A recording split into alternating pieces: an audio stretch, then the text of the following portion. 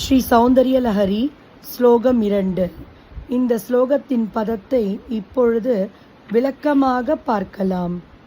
விரிஞ்சி பிரம்மா தவ உன்னுடைய ஷரண பங்கே ருஹபவம் திருவடி தாமரைகளில் உள்ள தனியாம்சம் மிக நுட்பமான பாம்சும் தூளை சஞ்சின்வன் சம்பாதித்து லோகான் உலகங்களை அவிகலம் முட்டின்றி விரஷயதி சிருஷ்டிக்கிறார் ஷௌரி ஆதிசேஷன் ஷிரசாம் சஹஸ்ரேன 1000 தலைகளால் ஏனம் இவ்வுலக வடிவான பாததுளியை கதமபி அப்படியோ வஹதி தாங்குகிறார் ஹர ருத்திரன் ஏனம் இதை சம்ஷுத்ய நன்றாக பொடியாக்கி பாசிதோதூளன விதிம் விபூதி பூசிக்கொள்ளும் பொழுது முறையை சொல்கிறார். பஜதி அனுஷ்டிக்கிறார். பாததுளி பூஜை. ஒரு பௌர்ணமியில் சுவாசினியை பூஜிக்கும் அழைக்கும்போது நதிமணலை வஸ்திரகாயம் செய்து வழியில் இறைத்து அதன் மேல் அடி வைத்து வர செய்து பூஜை முடிந்த பின் அம்மணலை தேவியின் பாததுளியாக கருதி ஒரு சிறு பெட்டியில் சேர்க்கிறது. சேகரித்து வைத்துக்கொண்டு காலை மாலைகளில் பூஜிக்க வேண்டும். காலை பூஜிக்கும் பின் தனியாம்சம் பாம்சும் என்ற ஸ்லோகத்தை 1000 முறை ஜபம் செய்ய வேண்டும். மாலை பூஜிக்கும் பின் அவித்யானாம் அந்தஸ்திமிரமிஹிர த்வீபநகரி என்ற ஸ்லோகத்தை 1000 முறை ஜபம் செய்ய வேண்டும்.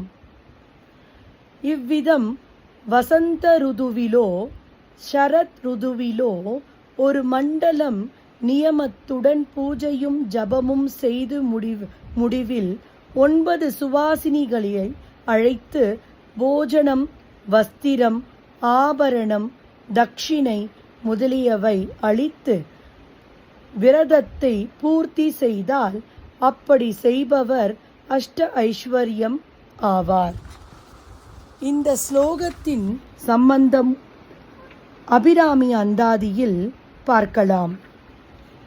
அபிராமி அந்தாதி ஸ்லோகம் 14.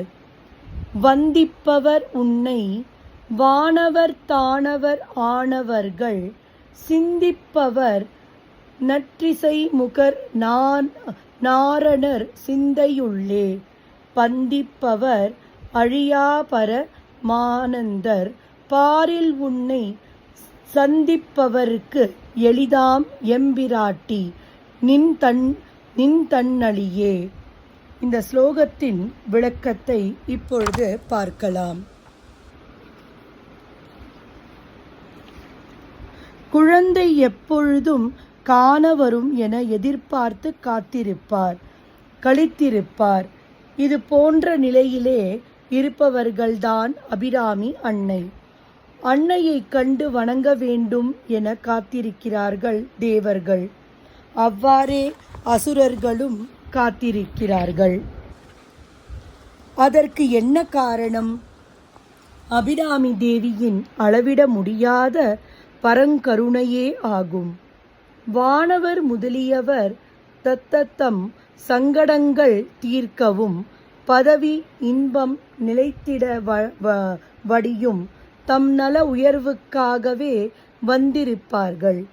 ஆனால் மன்னவர்களாகிய பக்தர்களோ பக்தி குழந்தைகள் அபிராமியின் அன்பையும் அருள் செயல்களையும் மகிழ்ந்து புகழ்ந்து வாழ்த்தி வணங்க வந்தவர்கள். வருபவர்கள் அவர்களை அன்புடன் எதிர்பார்த்து இருப்பவள் அபிராமி. அவர்கள் தாங்கள் பெரும் பெற்றையும் பெரும் பயனையும் மற்றவர்களுக்கு பெற வேண்டும் என்று விருப்பமாகிறார். அதனால் மண்ணுலக பக்தர்களுக்கு மகிழ்ந்து எளிதில் கருணை புரிய காத்திருக்கும் மேலான தெய்வம் அபிராமி. மண்ணுலகத்தவரின் மாசு மற்றவர் பக்திக்காக மகிழ்ந்து திருவருள் புரிய வழி பக்தர் பார்த்திருப்பவள் அபிராமி. ஆனால் அவளை காண்பதும் அவளை திருவருளை பெறுவதும் மிக எளிது. இனிது என்று அன்னையின் பேரருளை விண்ணளவா விண்ணவரும் வியக்கும்படியாக துதித்து பாடியுள்ளார் அபிராமி பட்டர். இந்த பாசுரத்தை நெஞ்சில் பதித்து துதித்து வழிபடுபவர்கள் விண்ணவர்கள் யாவரினும் மேலான பேரின்பத்தை மிக எளிதிலே பெறுவார்கள். காரணம், விண்ணுலகத்தவருக்கு அபிராமி தெய்வம், மண்ணுலகத்தவருக்கு அருள் சுரக்கும் தாய். ஓம் ஸ்ரீ லலிதாம்பிகாய நமஹா. ஓம் ஸ்ரீ மாத்ரே நமஹா.